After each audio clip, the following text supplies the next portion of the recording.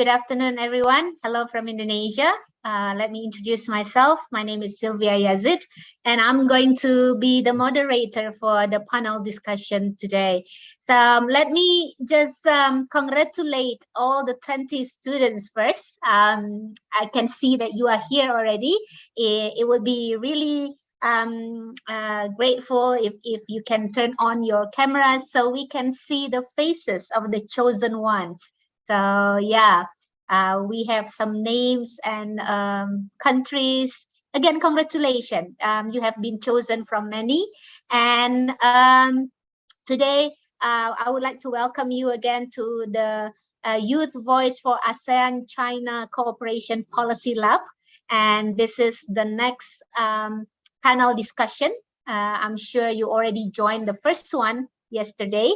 And in international relations, we usually say that the yesterday one was the high pole, the political security, while today we are going to do the low pole. Just a disclaimer that the high and the low doesn't really signify the importance. It's more like positioning. Okay. Anyways, to enrich your knowledge about the topic comprehensive strategic partnership between ASEAN and China, I have brought with me some incredible resource persons. We have Dr. Henry Chen, the Senior Visiting Research Fellow of Cambodia Institute for Cooperation and Peace. Welcome, Dr. Henry. And we also have Dr. Zokhri Idris, Chief Executive Officer of the Policy and Economic Affairs Center of Malaysia Foundation, or in short, PEACE. Welcome, Dr. Idris. And we Thank also you for have having me here. Most welcome. Dr. Ying, Associate Professor at BINUS University. Welcome, Dr. Ying. And also we have Mr. Kavi Chongkittavorn.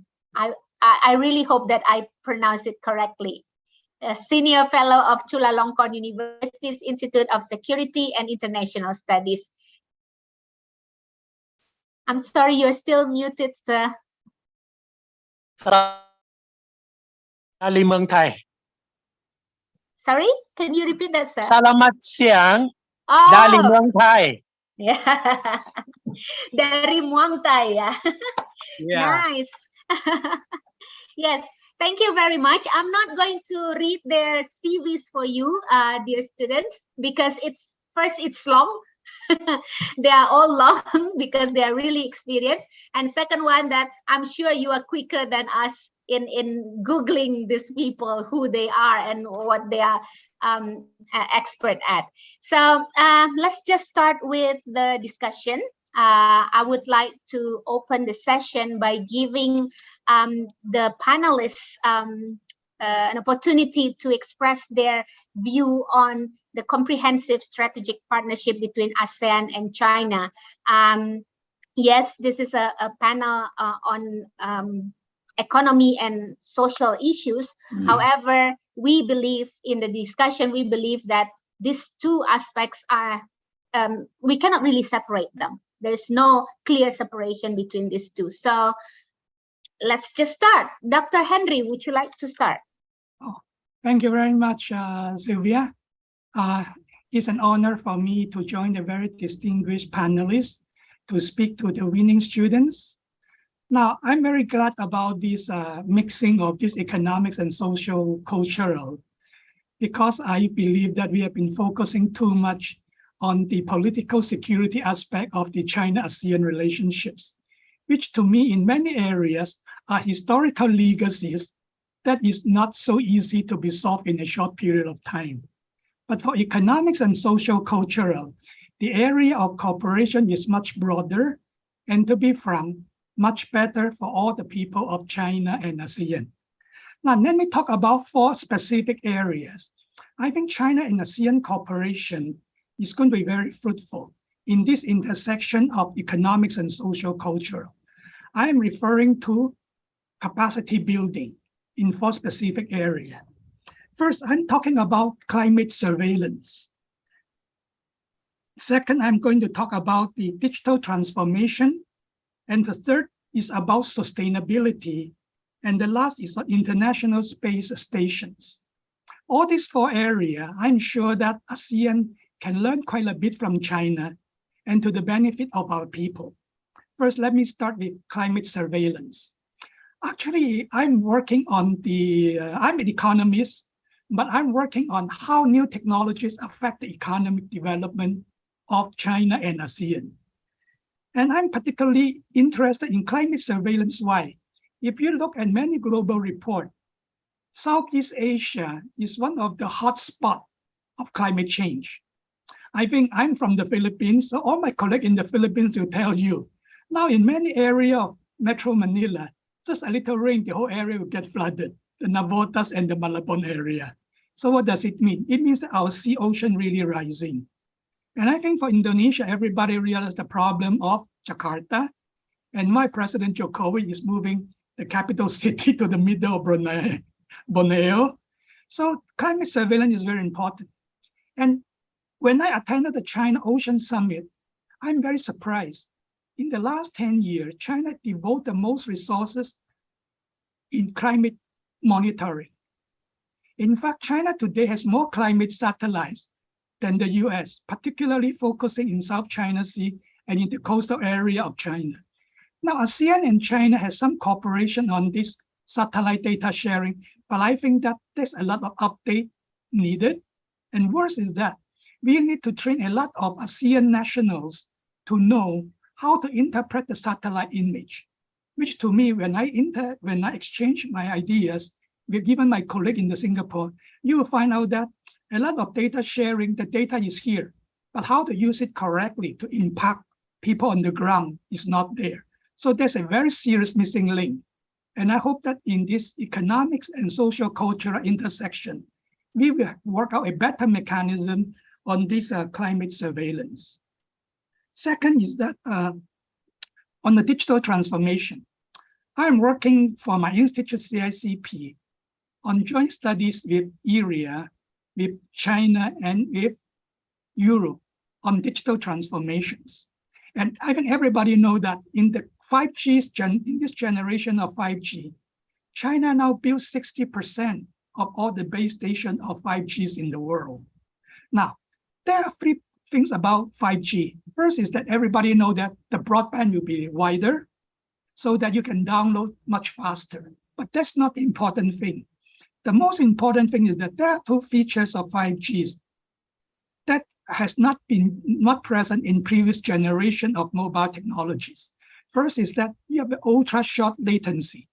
That means to say that when you send a signal out from the field, it reaches the host computer, and the host computer gives you back instructions on what to do next is less than 50 milliseconds easily. So that means you have remote control on many things. Now, this is one area in which a lot of expertise is needed on how to use these features of ultra low latency time. And the third, of course, is so-called massive connectivity, is that in 1 square kilometers, 5G allow you to put 1 million sensors and connecting points. 4G can only give you 10,000. So what's the implication? The implication is that if you want a smart city, you cannot control traffic in section A, but then in section B is so heavily traffic area. So your section A cannot move to section B. So at the end, section A is also clogged. So what I mean is that you need a system-wide approach, much wider basis, which I think that ASEAN and China can share a lot of information. Now, we know the ASEAN has a 35-city ASEAN Smart City Network. But if you look at the progress thus far, I think there's a lot more things we can do. And we need ASEAN students to learn that because it is a very tedious process. China cannot help ASEAN to implement it easily. Why? Because we need local input and local control. So this is another area on digital transformations. I think China and ASEAN can work very well together. Now, the third area is sustainability. Of course, I think it's very sad we don't have people from students from Vietnam. Because you're surprised to find out Vietnam is the most aggressive in using solar energy. But do you know last year, they have to curtail, that means discard, almost 2 billion kilowatt hour of electricity, because when the power was generated, they cannot connect to the grid and they cannot put storage. In fact, it is one thing we are very sad. This year, if you realize that during the summer, what happened is the first time it happened in the world. Why? China has a summer drought. Europe has a summer drought. America has a summer drought. It's the first time in history you have a synchronous summer drought in the same latitude. Okay? And 3 weeks ago, when Philippines has the worst typhoon in many years, we also found a very strange weather phenomenon. The typhoon intensified in 6 hours time, from an ordinary small typhoon to a super typhoon. We never see that things happening.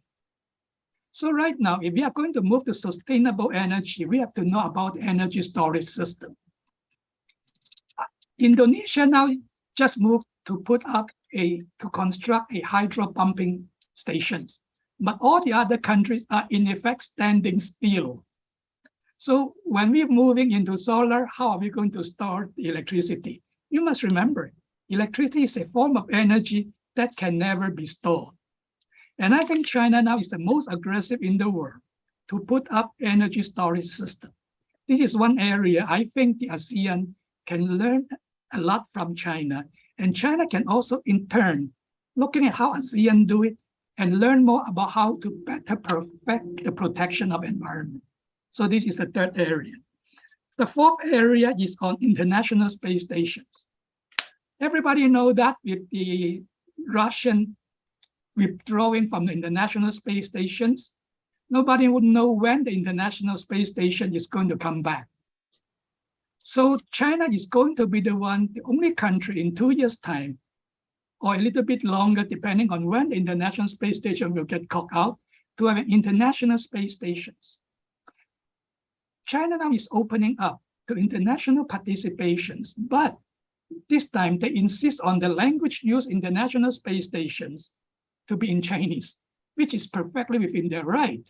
Now, if ASEAN want to do experiment in international space stations, these are not very remote things that can benefit ASEAN. The easiest thing for ASEAN to do is that we do experiment on seeds that can boost our agricultural productivity in ASEAN. China will not do it for you because China will just put their own seed and put it suitable for the Chinese conditions.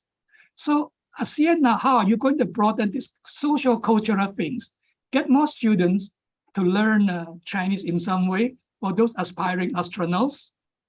And I'm very happy to tell you that there's supposed to be some Thai students here.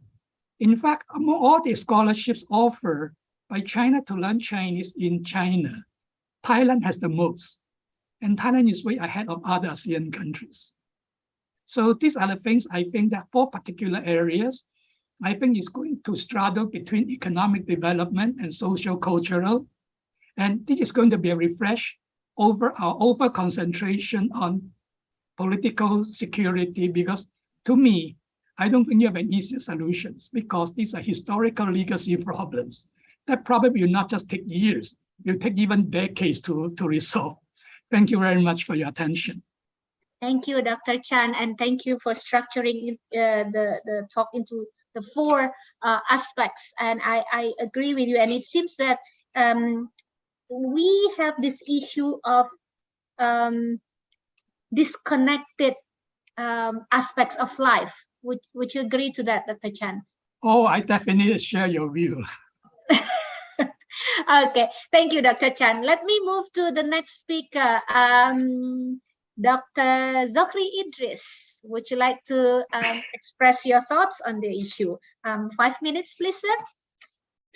Thank you, Madam Moderator. Thank you, FCPI, for having the Policy and Economic Affairs Center of Malaysia to deliver some perspectives. Now, ladies and gentlemen, on how I'm going to respond to this 5-minute opportunity is basically, I'm going to divide my discussion into 4 parts. The firstly is we're going to look at the connotations of the comprehensive itself. What do we understand as comprehensive? Because I believe that the entire workshop that we are having for the past 2 days is to actually to fill in the gap on the CSP between ASEAN and China that has been launched in November last year. So we really need to know and to understand what does comprehensive means to ASEAN as well as China. And obviously, secondly, I'll go on to the challenges for us to understand what do we mean by the comprehensiveness of this partnership, exploring the blind spots, and I'll conclude with suggestions. I pray to Lord that I'm able to conclude all of this within 4 minutes and 50 seconds. Now, ladies and gentlemen, the comprehensive is not something new between ASEAN and others. If you look that this year alone, that ASEAN has ventured into having the comprehensive strategic partnership with other countries as well, like the United States, India, Australia, and with China. Obviously, China started earlier, which is last year. So you have different sets of CSPs between ASEAN and other countries. So the questions that I would like to throw to all of you to answer by yourself in designing the policy making for ASEAN-China is that what are the similarity of trends of comprehensiveness that we have developed with these countries? And you also have to answer the question whether that trend is actually the best interest of ASEAN. We do not want ASEAN actually to be utilized or to be in the advantage of other big superpowers or countries in understanding comprehensiveness. So you have to construct the comprehensiveness or the strategy that is suited with the best interests of our region, which is ASEAN ourselves. Now, you also have to look into other frameworks that we have established before. China has also introduced and dominated RCEP, the Regional Comprehensive Economy Partnership.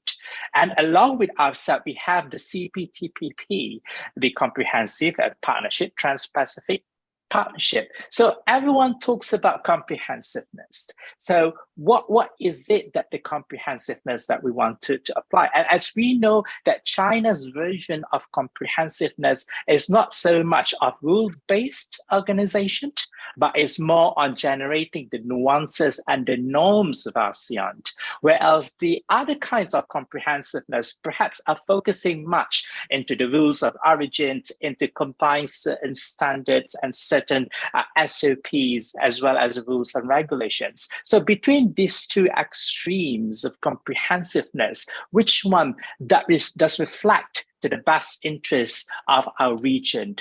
This is also the questions that you need to ask yourself. Now, going on to once you have understand comprehensiveness, then you go on to the blind spots of our region.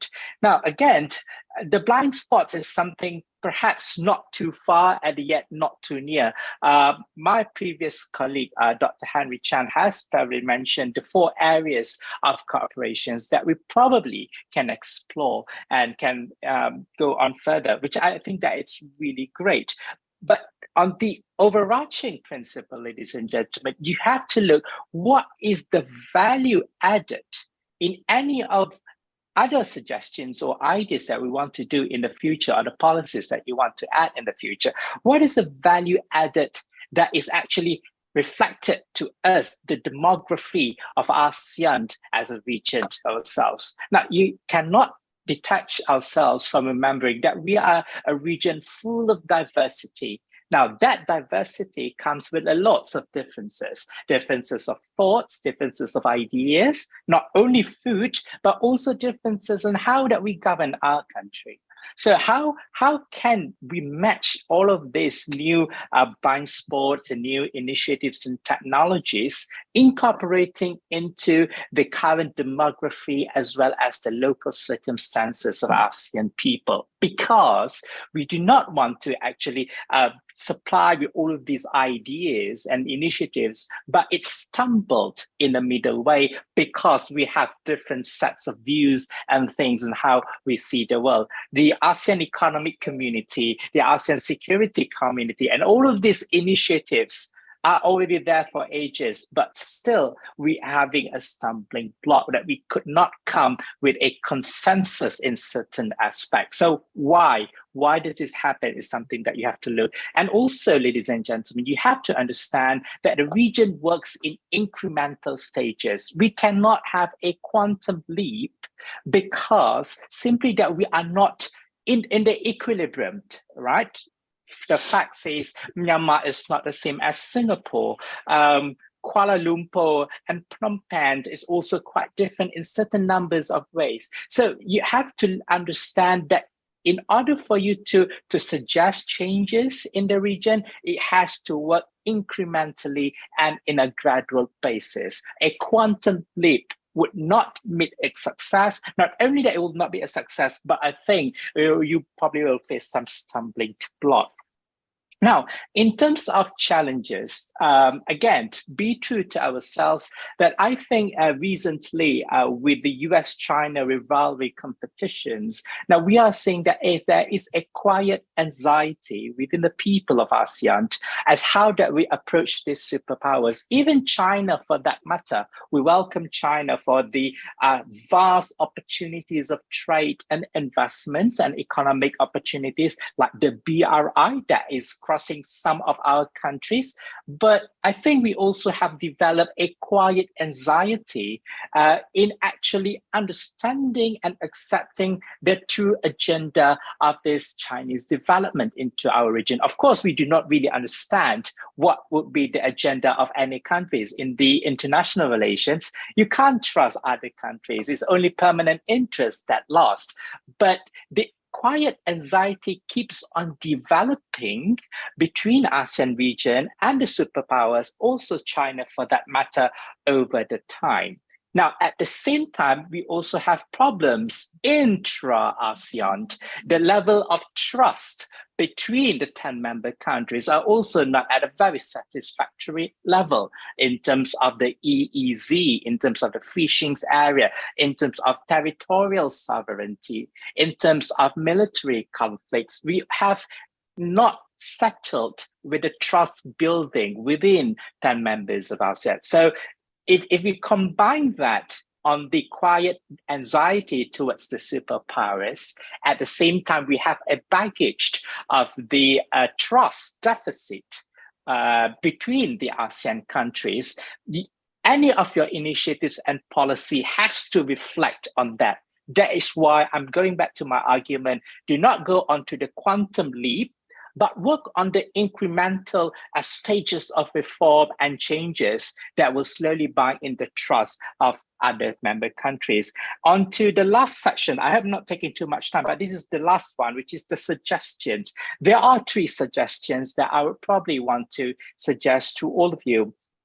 First and foremost, in any policy that you want to make sure that it is focused on the regional interests and it has to be out of the binary of superpowers competition. You are not suggesting to align with any of the superpowers, not even to align with any of the Indo-Pacific actors like India, Australia, or New Zealand. I can see some loves there. I hope that it makes sense. So it is actually, you have to get out of this binary. Yeah, only then ASEAN will have a robust, independent policy towards the region. That is the second point. So we have to develop the robust and independent foreign policy. And I see there's a hope in ASEAN because the young ones, like all of you today, is actually out of the world politics. We are still pure in some senses. We are still naive and very much adolescents in some sense. So I hope that stays towards the end. And my last suggestion is that you also have to be sensitive to the local dynamics of the surrounding member countries. In October, later on, there will be a CCP meeting that will see what's the projection of China and for next year, as well as with the leadership. So my advice is to look through to the CCP meeting to see what's new and what's new dynamics that the CCP will offer, because it will definitely reflect onto the foreign policy of China as well as in ASEAN. And last but not least, ladies and gentlemen, please remember that our region, Southeast Asia, is in the middle. If you look at the map, it is actually in the middle between the Northeast Asia, China, Japan, and Korea. Also in the middle with the Indo-Pacific, like India, Pakistan. So definitely our region is a very much contestable regions of all regions in the world.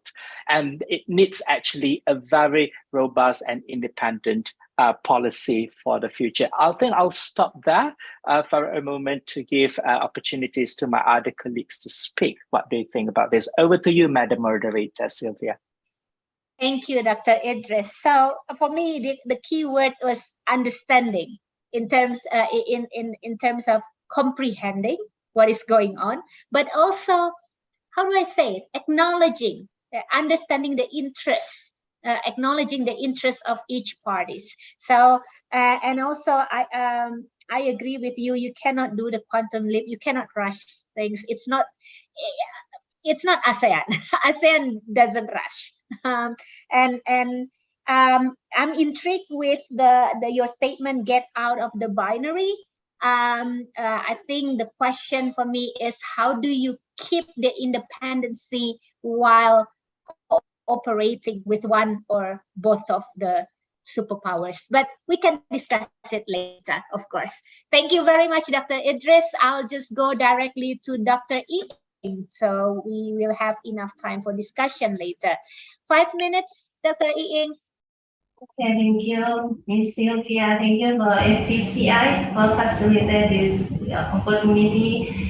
In my opinion, my background is from education, and then I research is cross-cultural communication. In my opinion, the existence of the comprehensive strategic partnership between ASEAN and China signifies a high level of maturity of their relationship.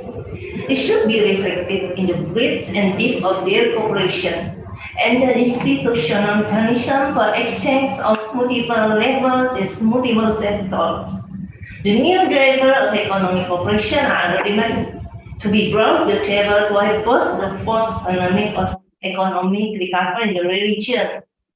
And then for the China, it makes ideal of multidimensional platform for deepening and broadening collaboration with ASEAN beyond the economics, because of the area of the cooperation of multi-sectors such as ICT, digital economy, education, public health, culture, information, and the sustainable development is narrowing the development gap. The CSP covered collaboration and the social culture pillar as education. In my field, like education, China gives a lot of scholarship for the Asian country students, and then each Asian country, China built the Confucius Institute. They introduced the China culture for the ASEAN students and collaborate together to join the ASEAN-China exhibition in China. This is an opportunity. And then the remaining social goods, for me, the remaining social culture challenges of ASEAN-China is both sides need to explore the new way of the cultural exchange and join promote exchange to mutual learning among the institutions. The blind spot of the ASEAN-China social cultural relationship is the lack of information of socialization to educational institutions regarding the exchange of news among the ASEAN-China, as well as broadcasting news information about China ASEAN through the national televisions. So when the some lecture deliver the lesson about the ASEAN-China to the students, The teacher only maybe rely on the teacher material and the textbooks. This is an example in the high school in Indonesia. Is I pay attention that the student only know about the ASEAN, not about the relation with ASEAN in China. So, to the knowledge of the ASEAN community in the general about China as a multicultural country, we have 56 minorities, 55 minorities is still very minimal. For myself, I have been staying in China for 5 years. Then I realized that China have a various culture. And when I'm traveling in China in my holiday for 2 months, then I find that the different religion have the different culture. So likewise, the understanding to Chinese community about the Asian multicultural community is still very minimal. So the people about countries still see the people of each country as monoculture. So that when the Chinese investors come to ASEAN countries, maybe there will be a culture shock. This is that I find in my hometown in Borneo. They have some investor, Chinese investor, they very shocked to the Indonesian culture. Because for China, time is money. But for Indonesia, maybe family is the first. So they just working for according to working time. China investor, they are need to reach the limit of the project. So this is cultures of the different working way. So develop people-to-people relation cooperation between China and Indonesia that can reach the same level of deep as economic cooperation between two countries in my side as Indonesian people. And then for me, the opportunities within the economic, social, cultural aspect that can push ASEAN-China collaboration more closely is from the acculturation of Chinese culture in ASEAN countries that opens opportunities for the ASEAN countries and China to collaborate and organize the exhibition of work of the highlight the social and cultural life of the community. Example, the photography, video, art, fashion, intellectual. And then the secret roots in ASEAN countries open opportunities to people in ASEAN in China, especially for young people to study tour or ASEAN Young Study Tour to places which have cultural heritage, including underwater cultural sites. I have been researching Natuna maybe for 6 years. Every year I will visit Natuna and my focus is about tourism. I find in the Natuna they have a lot of the boat ship from China and economy from China, the archaeology. Then I think we need to collaborate to research about the archaeology, the cultural, underwater cultural sites. The scholar and the university would for sure to collaborate together. And my suggestion to build the ASEAN-China CSP is the involving higher education in empowering mutual understanding between ASEAN and China younger generation. There is a mandatory course about the ASEAN-China comprehensive strategy at university that the student from any program should take this course. This course tutors are team teaching for an expert for economy, social culture from Asian countries in China.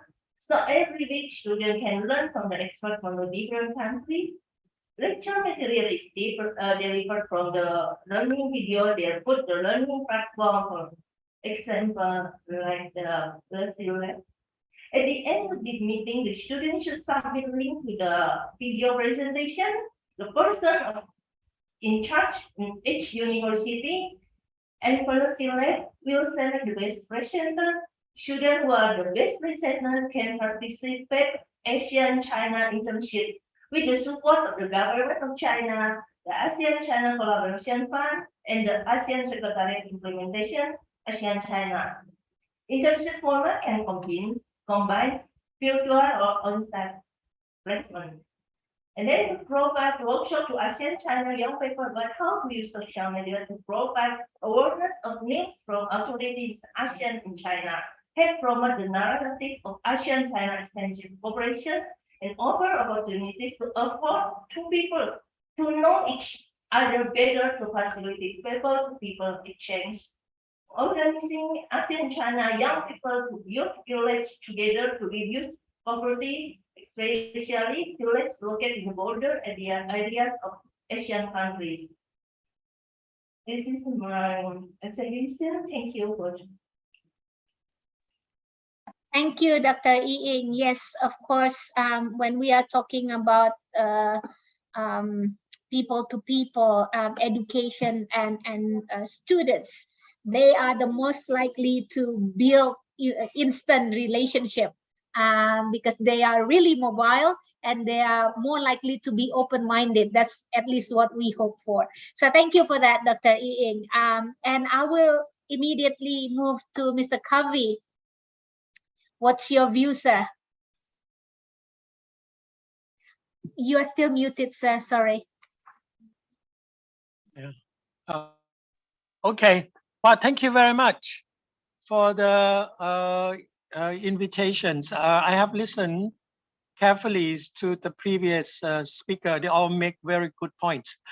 I will approach differently. I think none of the panelists address the different type of dialogue partner relation between ASEAN and external power. I like to touch on this a little bit.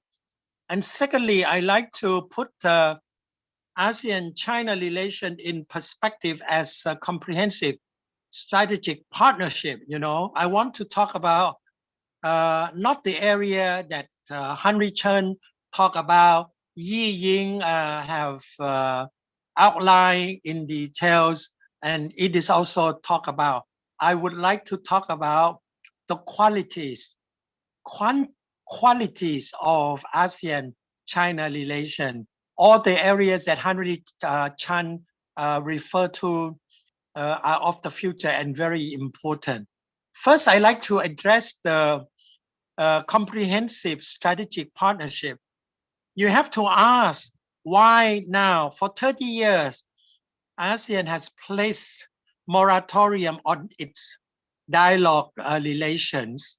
And then suddenly last year, ASEAN leaders gave the dialogue partners status to United Kingdom, just like that, broke all the moratorium without very good explanation. You know, admission of UK as the 11 dialogue partner has caused a lot of anxiety among many waiting list countries. Now I like to focus on the different types of ASEAN external relation. We have 5 tiers. You have to understand these 5 tiers first before you understand why certain countries get comprehensive strategic partnership. Why certain countries get strategic partnership. You know, it's very interesting if I tell you that New Zealand, small country, has obtained strategic partnership long before United States. We have long history of relation with ASEAN. But in ASEAN view, America is selfish. America does not have a policy that designed to benefit ASEAN in comparison with small country like New Zealand. Now, as I told you, we have 5 tiers of relation. The lowest tiers now, we have the so-called development partners. Development partner is something new. You have probably heard of Germany, Chile, France, Italy. These are the countries that have played an important role helping ASEAN in various capacity throughout this year. So they are so-called developed partnership. In the next round that we become sectorial partner. This sectorial partner is the higher, but there is one country that has been a sectorial partner for a long time, since 1992, that is Pakistan. So when United Kingdom get the dialogue partner, it's brought a lot of anxiety to Pakistan. Pakistan has been stuck in sectorial dialogue partner since 1992. Very sad. India came in at the same time, become full dialogue partner in 1995, and then later on moved on to become strategic partnership. And then later this year will become another country, maybe the fourth country, to become comprehensive strategic partnership. Now, the next level is the so-called full dialogue partner. Full dialogue partner, as I said, you have country like ROK, Japan, China, US, Canada, EU, Australia, New Zealand, India, Russia, and UK. So that is the mainstay. And then the next step, those who have proved that they have better relation, that they do more for ASEAN. You know, I hate to tell you this, and I hate to tell Sylvia also, the only qualification that ASEAN asks before you move from one tier to the other is that how much you can give it to ASEAN. We ask in a very selfish manner. If you can give us more, then we will give you higher status, just like New Zealand, Australia, ahead of America, ahead of EU. EU have one of the oldest relations with ASEAN. Okay. So the next step is the so-called strategic partnership. At the moment, we have 8. Strategic partnership, the latest was the EU, United States, Russia. You know, you have other ASEAN +3, China, you have India, you have South Korea, you have Japan, you have Australia, New Zealand, and then United States, Russia were added in only 2008. That's why I explained to you, we give you higher status because you give us more. In our perception, you are not selfish. America keep changing its policy. Russia, fine, its plan of action, the first 10 years, only 30% has been accomplished. So the next action plans reduced by half. So countries like New Zealand, Australia have a very good reputation. Canada cannot become strategic partners because it has not yet proved during the right-wing government, you know, it has not done. During Harper administration, now Trudeau tried to change that, and now Canada suddenly want to become a strategic partner. Now, the top level, which we are talking about, that is the comprehensive strategic partnership. It's only started recently. China was the first one, almost 2 years, that applied for the status, because China view its relation with ASEAN as very special, because the most comprehensive ASEAN-China relation has 44 committee, largest, more than United States, more than India, more than any other country. And China is the first country to sign Treaty of Amity 2003, initiate free trade agreement with ASEAN in the year 2000, and was the first to express the desire to sign the Chen phase, Southeast Asia nuclear free zone. But ASEAN keep delaying because ASEAN want all major power, nuclear power, to sign it at the same time. This kind of a dream objective have not yet been accomplished. So after China applied for CSP, Australia follow. But Australia gaining the status was very easy because Australia has maintained very close relation, has been provided all kinds of program, AUS-8, capacity building, have officer inside helping ASEAN Secretariat. So it's not a problem. That is why once Australia apply, they get it.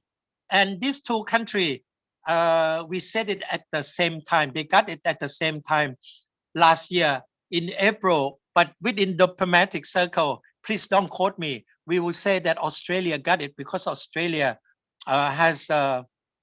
is alphabetical, and the announcement because of the ASEAN meeting with Australia happened in the morning, but with China in the afternoon. But it was given in the same day. But Australia, we said we were the first to get the comprehensive strategic partnership. As you can see, who get it first is also very important. For China, it's everything. It symbolized the excellent relation between ASEAN and China. So is United States. Later in November 10, ASEAN leader will announce the third comprehensive strategic partner, which is United States, and also the fourth one would be India. Now they're still making some decision. And also one more, Korea, Japan will become the next strategic partner for sure because of the important role. I have said this already. Now I will come to my last part. I'm talking about the quality of ASEAN-China relation.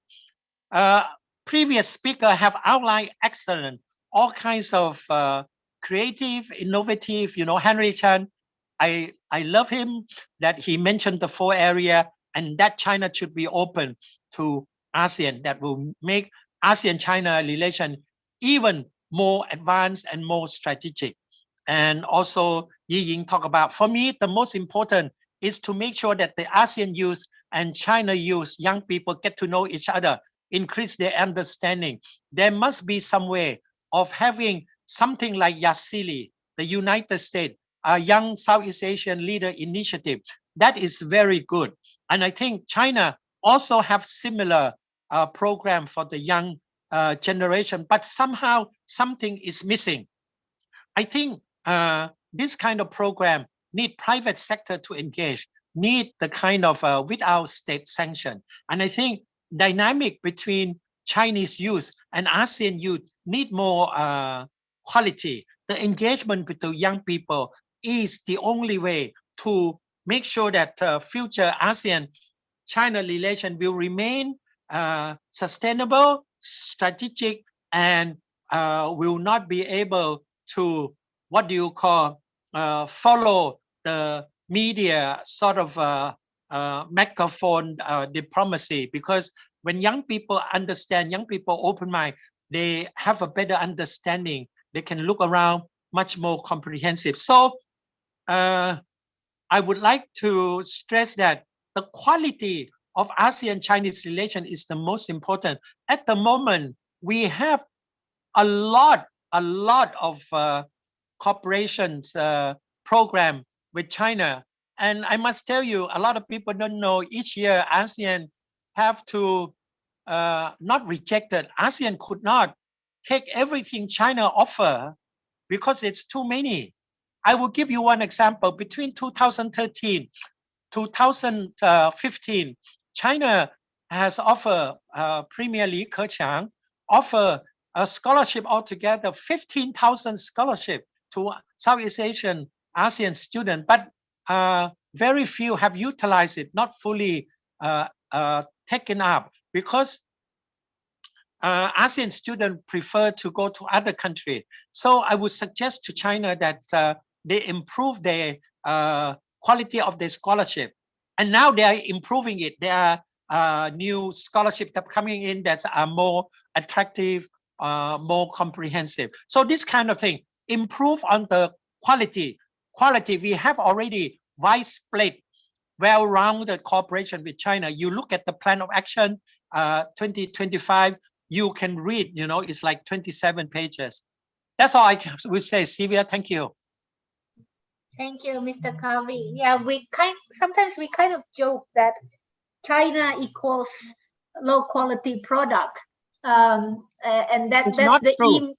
Yeah, it's not true anymore, but it just takes time. Like AIIB, it takes time to improve the relation. In the beginning, a lot of people criticize AIIB. Now AIIB have the same governance like IMF.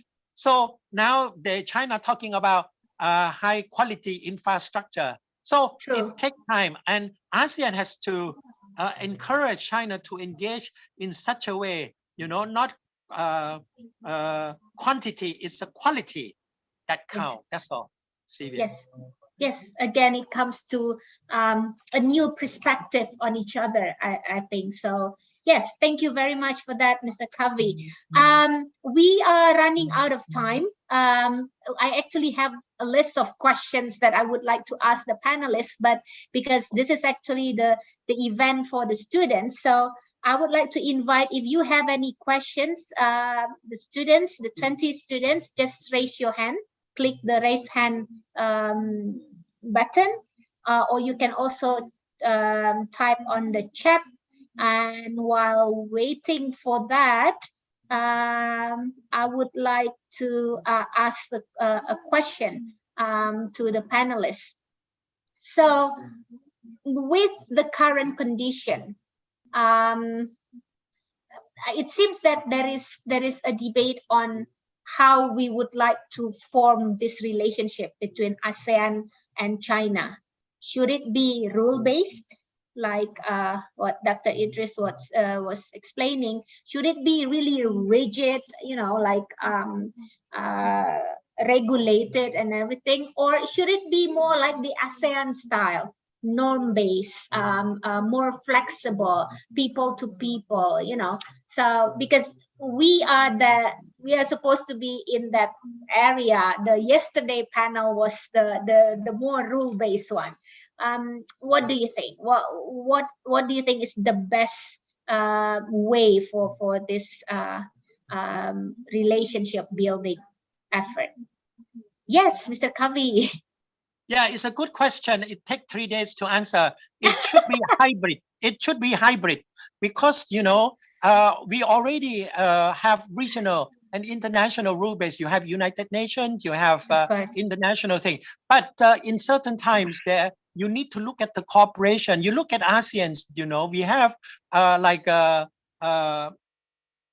in Jakarta, you have what do you call like a Hollywood Disneyland Dunia. I remember in South Jakarta, right? So we have all kind of, we have all kind of political system. And what we need to do is to make sure that we cooperate with each other and we observe the ASEAN way. Of course, it's not a black and white. There's a lot of gray, but this kind of relation allow us to collaborate, avoid war. If it's black and white, ASEAN will be torn apart. That would be my short answer, Sylvia. Sure. Let's just make this discussion really fluid, okay? My question is still there for the other panelists to respond to, but we also have a question from Peter, and I think this is really important. So please feel free to answer this too. How will the CSP implicate the donor-recipient relation that ASEAN currently has with China? Yes, that's also my concern, Peter. I also think that this is something that we need to sort out because there is a power relation there, right? So any of the panelists would like to respond to that?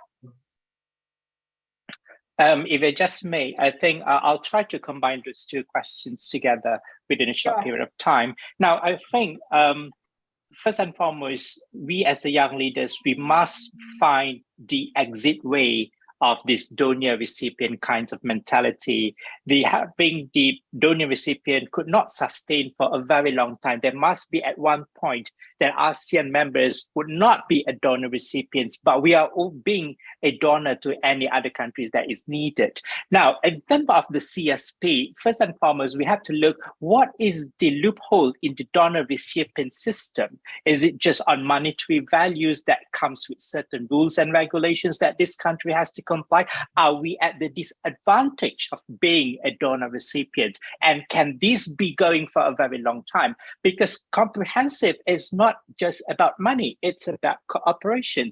And I think what Dr. Henry have just stated, those are the examples perhaps that we can further explore. Is a value added to the region, and that is not based on money. So I think it will have an implication but we cannot forever be a donor recipient. We must get out of this bubble, ladies and gentlemen, so that our country will be one day giving donations to other country that is in need. Now, in terms of your questions, Madam Moderator, whether it's a norm-based or a rule-based, I think we have to look at this equilibrium between these 10 members of ASEAN countries. As I said, we are having an issue that we are not standing at the same height, and we're not sitting at the same low with all of these ASEAN countries. And therefore, having a rule base is very hard to comply, because it's just getting, for instance, okay, I have a motorbike, I will choose whoever that I want to ride on a motorbike based on your height, based on your weight, based on your face and look. So that is a rule base.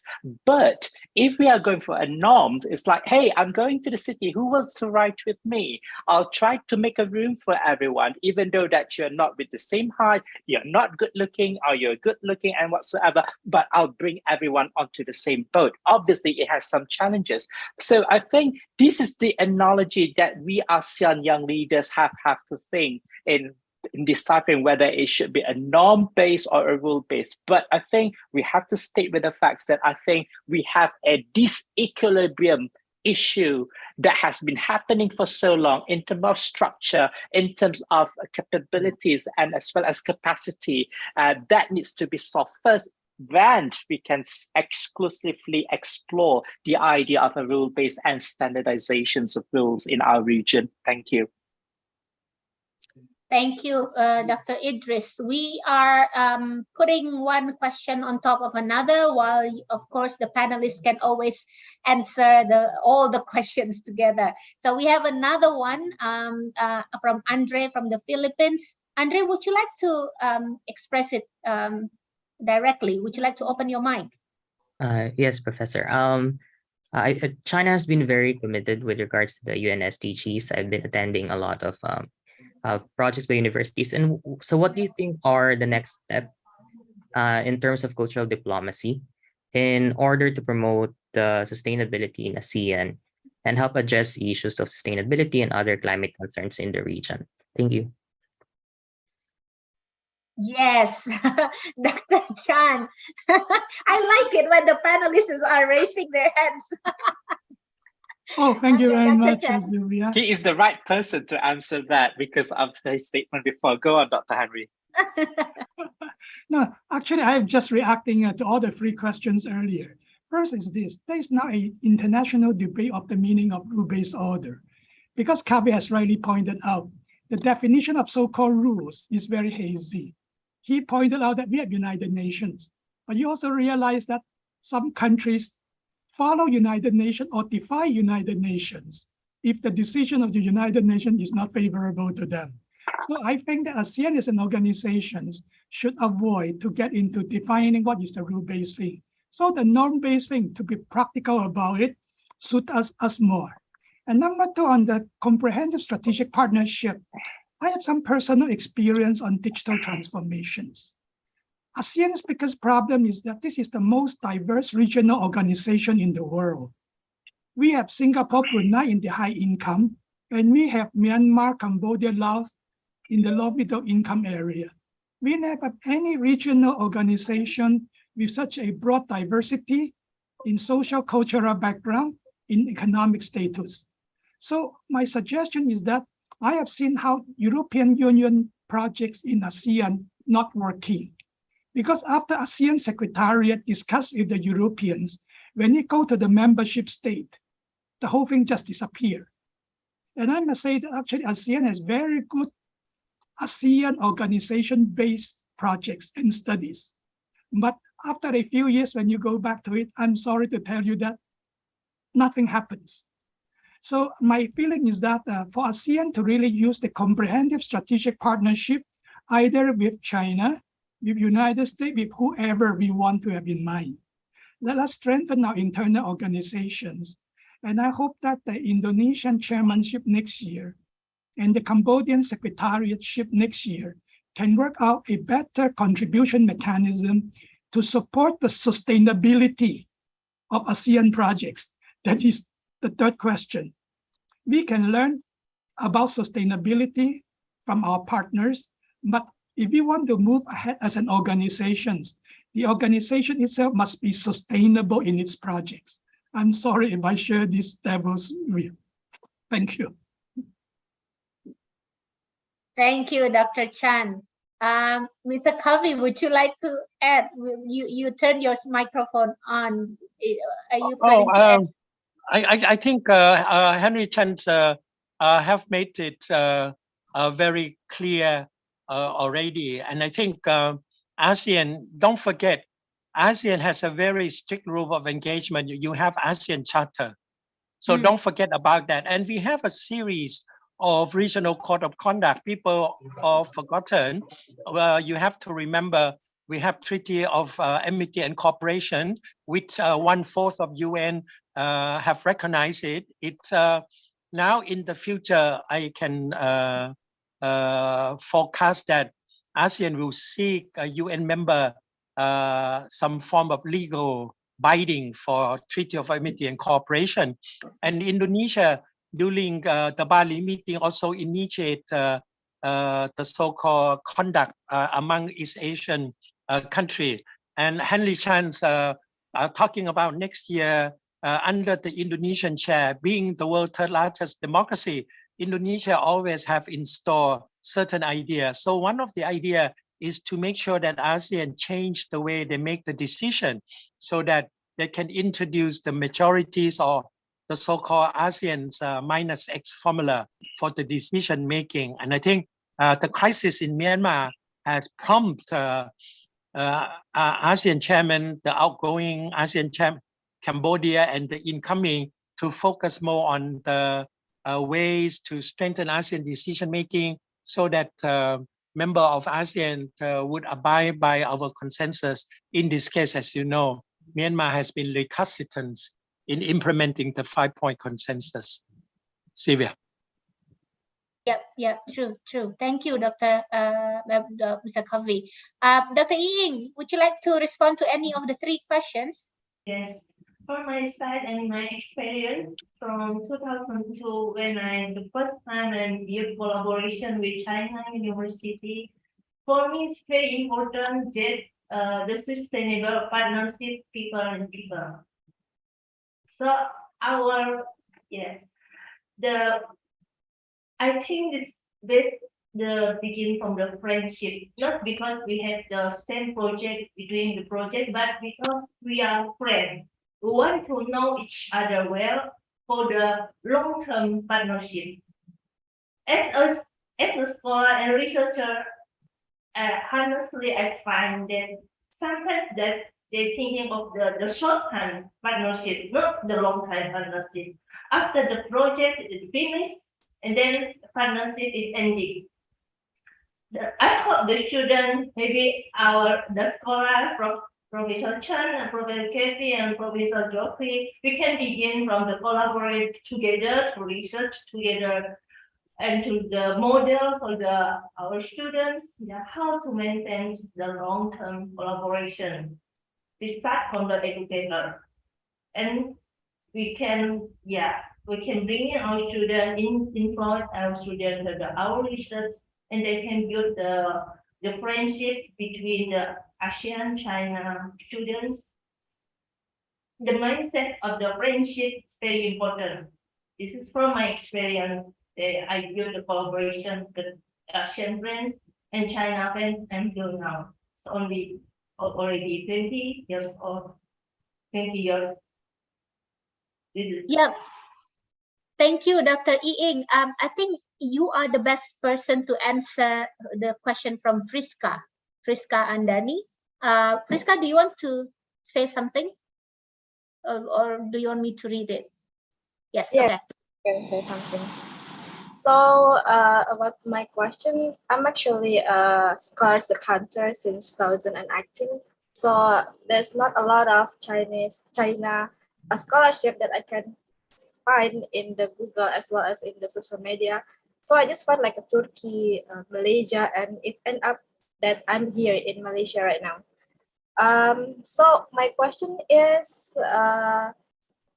what kind of improvisations or like enhancements that China did for to improve their quality of scholarship, so that the students from the ASEAN try to look up on the scholarships, and also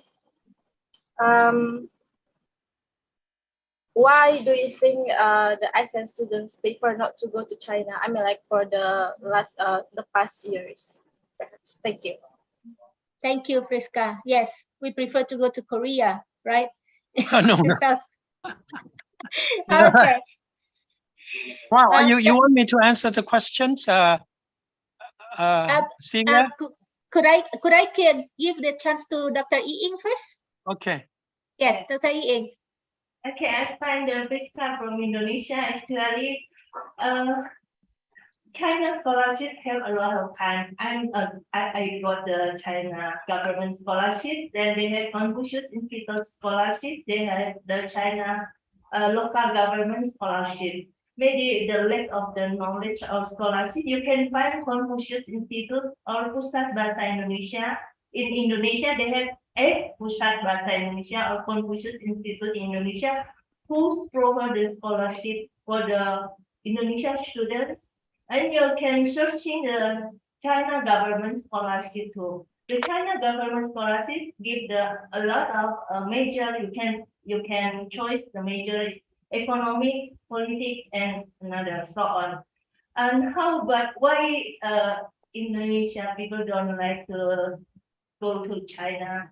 And in my experience, one teacher, he stayed in China for 1 year and then he rejected the scholarship because the food, the religion, yeah. Some place in China, they don't provide Muslim food. This is a big problem for the friend from Muslim, they cannot eat the pork.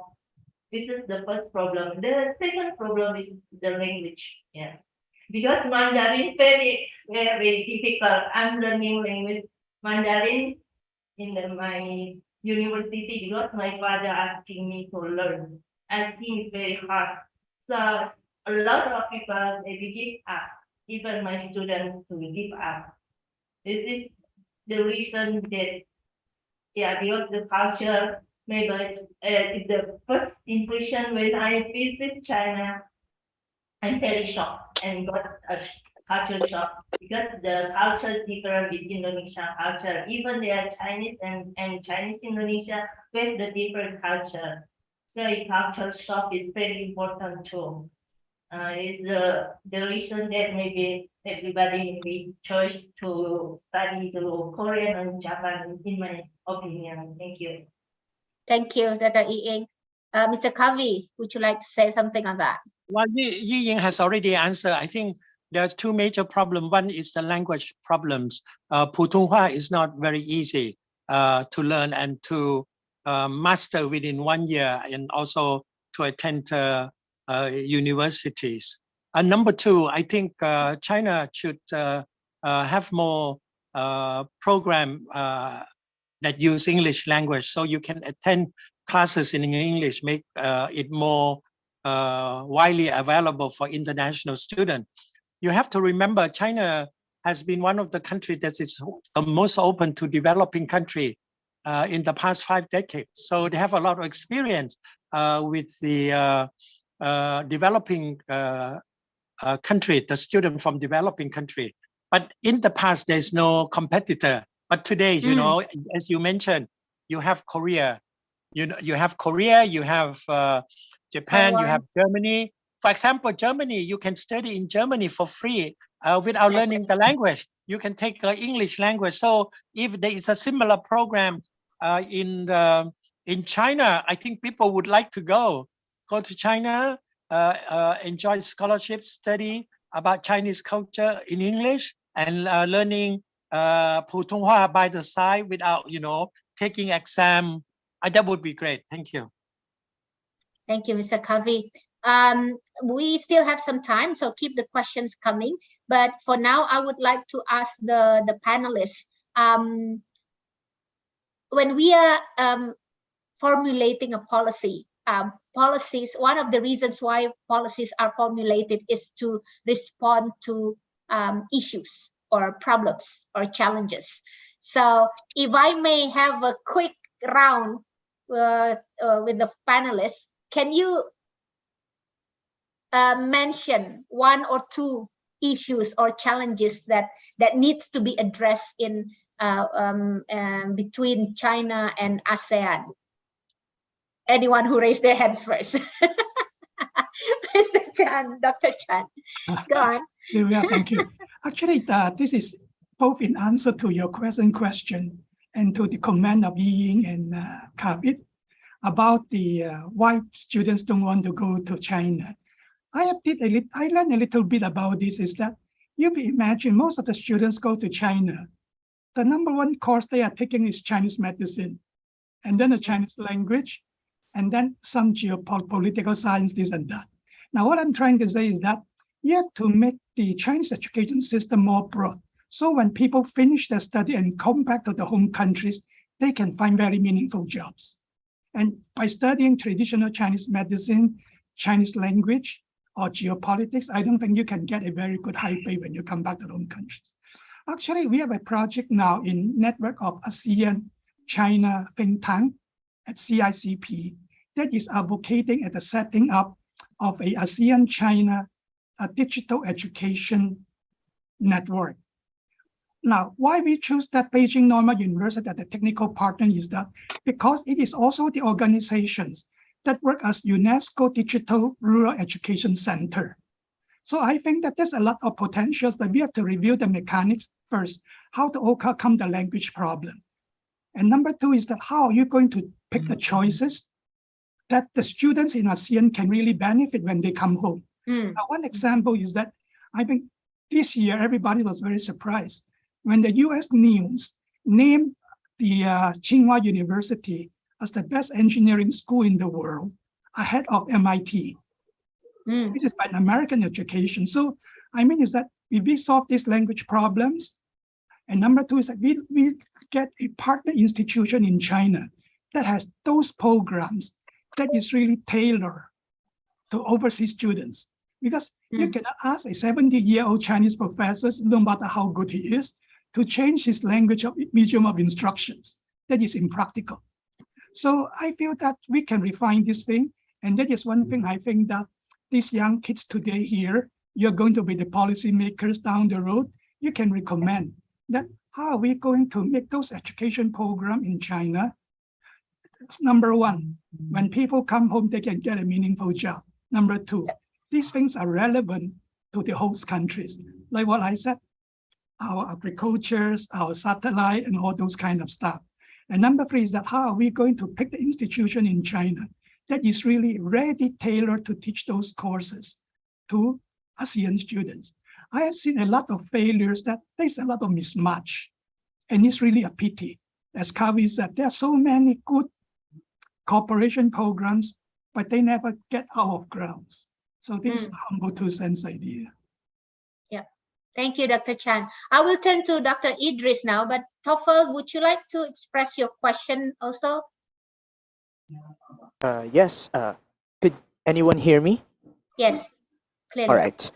Thank you so much for the amazing moderating, Ms. Sylvia, and thank you so much to our wonderful speakers right now. Very, very dynamic discussion of topics. My question is actually directed towards Dr. Zokhri, but anyone could feel free to add whatever Dr. Zokhri will respond to my question. Dr. Zokhri, you mentioned in your recommendation that ASEAN should not align to any superpower, and I wholeheartedly agree. However, we see that each ASEAN countries has its corresponding bilateral relations with these superpowers. And of course, that includes China. For example, China has its separate dialogue relations with Singapore. China has its separate dialogue relations with Philippines, and so on and so forth.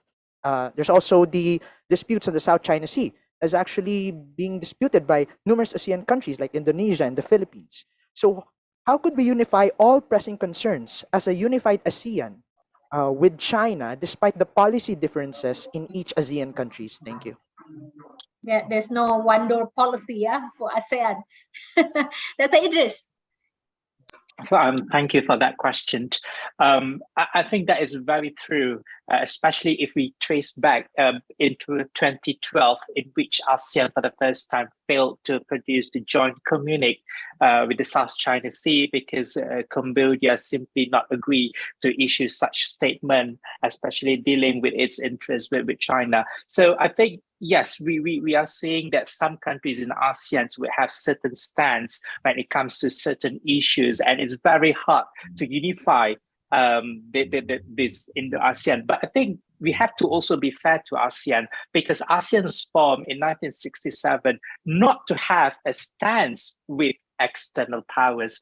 ASEAN was formed in for us to actually solve our own problems. At that time, Indonesia, Philippines, and Malaysia having these confrontational issues. So we are looking inward actually that solve ASEAN issues. And obviously, I do agree that we really need to transform, because the world is changing out there. The US-China rivalry is changing.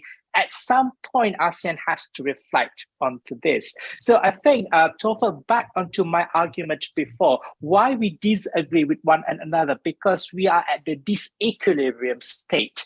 What Malaysia is facing or what Malaysia is achieving is different from what Myanmar is achieving and facing. Therefore, that we could not agree simply because that we are at a different state of economic power. So, and I think, when we talk about development, no one can contest the idea of development. If we bring more development into ASEAN and making our countries at par with one another, so we having more opportunities to reach the consensus. At this moment that we cannot reach consensus because we are at a different development stage.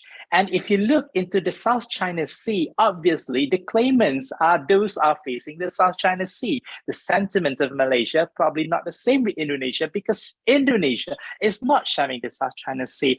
But if we are at the same equilibrium, like other countries like Laos, Cambodia, Thailand, understand why South China Sea is important to us, as much as Malaysia, Indonesia understand why is the Mekong River is important to the CMLV countries, because we are talking at the same equilibrium. So I think there is no fast track rule to that, but I think in the long run, we should focus on development so that what is the concern of one ASEAN country is also the concern of other ASEAN countries, despite of a different geographical situations. Now, also back to the question by the Madam Moderator, I'm sorry, what was the question again? What did you ask before? Can't really remember. Sylvia, what was the question that you asked before?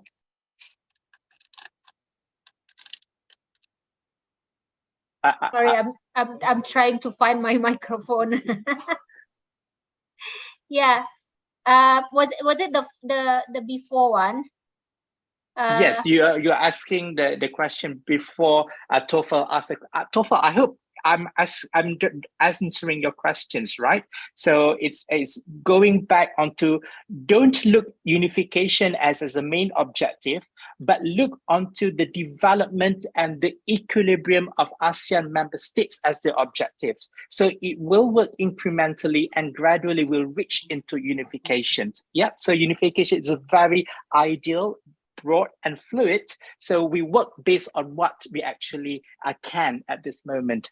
I'm so sorry, I still forgot what the Madam Moderator has asked us before, but please proceed if there's any new questions. That's okay though. I think Kyla raised his hand. Yeah. Yes, am I audible, ma'am? Yes, yes. Thank you. I would just like to have a follow-up question to what Dr. Idris is saying, because we've been talking about the need for incremental changes when taking decisions in the ASEAN level because of the disparity of development among ASEAN member states. But there are also problems that need urgent attention, or like radical, but at the same time urgent. For example, when we talk about climate change, under the context of the 2030 Agenda for Sustainable Development Goals, we see that there is a need really to, like, for example, maintain the global temperature. So there should be changes that we should act right now. But how do we reconcile that in considering the disparity of development and the capacity of individual ASEAN member states in responding to this problem, because sustainable development goals, when we actually enact that, is actually expensive. I think this goes back to what Mr. Kavi has said before, is how do we find or how do we strike the balance between meeting the expectations and our own capacity. There must be expectations put so that you know where you're heading to and how you're going to achieve it. But at the same time, we cannot be too on a rule-based centric, because as I said before, we are moving at a different stage. So this is where we need you, the young people, to look actually at a different levels of states' participation when it comes to climate change. We know climate change is real, and if we don't do certain things, we will have the consequences. But at the same time, how do we actually equip and actually giving the capacity building to the struggling states to meet climate change? That's one thing. So it's how that we strike the balance between these two. Also, I just want to add another note. Some things that cannot be solved by having a hybrid. We need to have a clear stance when it comes to humanitarian issues. When it comes to Myanmar, yes, we understand the differences, but at the same time, we must have certain guidelines. What can we tolerate and what we cannot tolerate as a region? Because certainly the Myanmar issues will also have an implications to ASEAN. So I think it's again finding the balance, and that balance must be objective. It's not because it's politicized. It's not become that we want to be populist. We want to have the SDG status. That's why we want to do this. No, but I think it has to be objective and see how do we move from time to time. And before I pass back to the floor, I remember Sylvia asked about the issue in the region itself. What should we understand the issue that we are facing in the region? Now, ladies and gentlemen, we look at the geopolitics. What is exactly going into the realm of geopolitics in the world? Are we going into a Cold War period, or are we going into a multipolar period, or the unipolar still stands? So if you understand the model of geopolitics and you know where ASEAN should behave, how ASEAN could respond to the changing of the geopolitics, then I think you will have a stronger view on how to create a robust and foreign policy. You must understand what's happening on the ground and what's happening outside of the region in the next 5 to 10 years. This is where I think the workshop should also focus on scenario plotting. How do we plot the scenario for next year, for next 5 years and next 10 years? Only then you can come out with a very sound and robust policy. So I hope that answers the question. I'm not going to take much time because I'm sure that other panels will also want to chip in their views and their thoughts. So I hope your questions, Phil, as well as there's someone, I think Kyle, I hope that I answer your questions quite briefly. Yeah, thank you, Dr. Idris. I think FPCI is correct when they said that this group is really brilliant and talkative and determined. So, and we are running out of time already. So let me just bring the discussion back to the track, filling in the comprehensive strategic partnership. Again, I'll quickly go around the panel, 1 or 2 sentences only. What do you think should be the ways to fill this comprehensive strategic partnership? So this is for the modality for these students to form the policy later, to formulate the policy later. The mic is, yeah, okay. Because I do not want to speak long, so I'll go first. Again, yes. Students, look back into the existing modalities of comprehensive partnerships we have with US, India, Australia. What is actually lacking on that, and whether these are actually reflecting to the interests of ASEAN or our region. And to look at the interests of ASEAN, you have to be fair and you have to be objective and look into each of these 10 members' capacity, whether we are up to it and are not. And be fair also on how to address the disequilibrium issues between the member states, our trust issue with within ASEAN countries, and how do we actually solve the anxiety towards the superpowers' intention towards our region? I wish you all the best, and let's be in touch. Very short and simple. Thank you, Dr. Idris. Dr. Ying, would you like to take the next opportunity? What's your suggestion? My suggestion for the younger, for the students is like we should to use our field to know each other. And now I like to from the culture, begin from the culture. We just open our mind. We have the same culture that our maybe ancient from China, and we start from the Silk Road. Yeah. Because for me, the history is very important. If we forgot the history, we just focus for the what happened right now. I think it's not good for the younger. Yeah. So you should to learn from the history about the relationship between the Asian countries and the China. Before we already have a good relationship, because the condition, maybe the relationship is cut off. Like in Indonesia, we have the politic issues, so we don't know. But China, like me, the new generation, I don't know China until I'm learning Mandarin. So I hope the young generation first learning the history, and then from history we begin to know each other. This is my suggestion. Thank you. Thank you, Dr. Ying. Mr. Kavi. Well, I will be very short. I will speak strictly on the comprehensive strategic partnership between ASEAN and China. I think the most important thing is to, I will speak slowly, is to improve ASEAN agency to stand up and maintain equal, comprehensive and practical partnership with China to create peace and stability and prosperity in the region. That should be the aim. ASEAN agency means many things, you know, ASEAN centrality, ASEAN's engagement with China and everything. Thank you. Thank you, Mr. Kavi. Dr. Chen. Oh, my other panelists have already speak a lot. Now, I just put it this way. You cannot change your neighbor. And geopolitics, geography is destiny. So let us use this comprehensive strategic partnership with China to the maximum benefit of ASEANs, learn the things that we should learn, and get the most out of it to help our countries. Thank you. I agree to that. I cannot ask my neighbor to move out.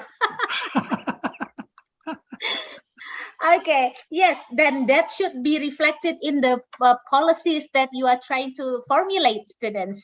So I will conclude with this note. So to my understanding, the CSP is a platform. And this platform needs to be utilized. Not only CSP, any agreement that we have for cooperation needs to be utilized. We cannot just make it and then leave it there. It needs to be put alive. And to do that, you need to understand each other. And after understanding, you need to adjust. That's just the basic rule. Disparity is there, variation is there, different characteristics is there, but it's there not to prevent us from cooperating. It's actually, that's what we need to understand. So this is just my advice. Well, I don't really like giving advice. It makes me feel that old. But I always say this to my students that when you try to formulate a policy, you need to identify, you need to understand the characteristic, the authorities of the entities involved. So what can ASEAN do and what cannot ASEAN do? So before you jump into suggestions, understand that first, and then you'll be good. Thank you very much for the session. Dr. Chan, Mr. Kavi, Dr. Ying, Dr. Idris. It has been an afternoon well spent. Good luck, you youngsters. Our hopes are on you. Thank you very much. Bye.